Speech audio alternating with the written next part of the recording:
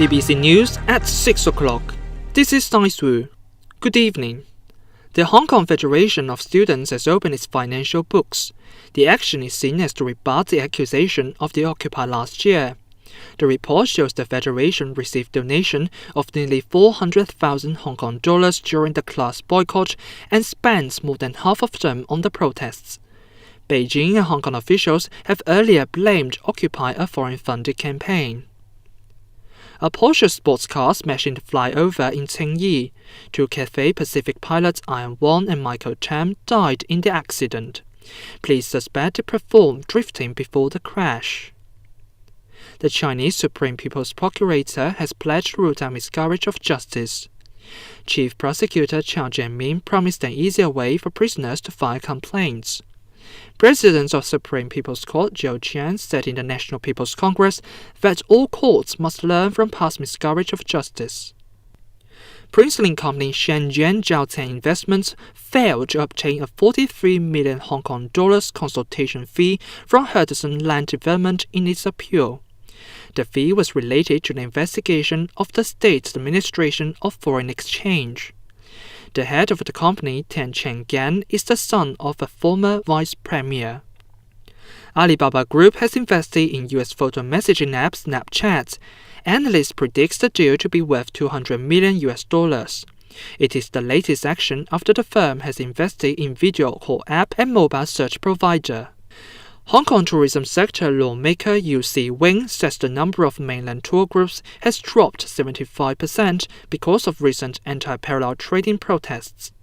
Yu said he doesn't think changing visa policy can tackle the issues. He urges the government to build shopping malls at the border. Jinwell Capital CEO denied all allegations of fraud against him. Low-Tech Joe, the head of the Hong Kong Investment Advisory Company, claims the allegations are politically motivated.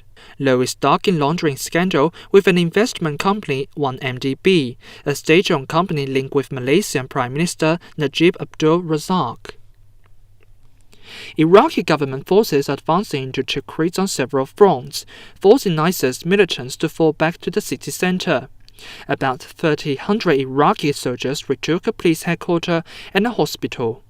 The defense minister Khaled al-Obidi said the battle could serve as a launch pad for reclaiming the north and the west of Iraq. Two police officers were shot and wounded during the protest rally in Ferguson in the United States. They are now in serious condition at the local hospital.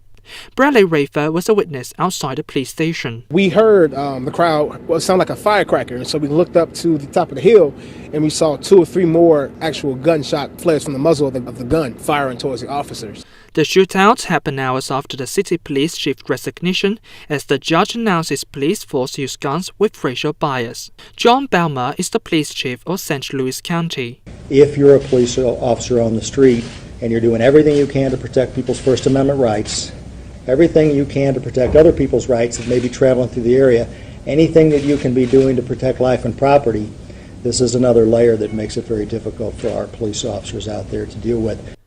The eruption of an underwater volcano in Tonga last December has helped form a new island in the South Pacific, but scientists said the 250 meters high island was dangerous to visitors. British band One Direction opened its concert at Asia World Arena in Hong Kong. More than 3,000 fans attended the event.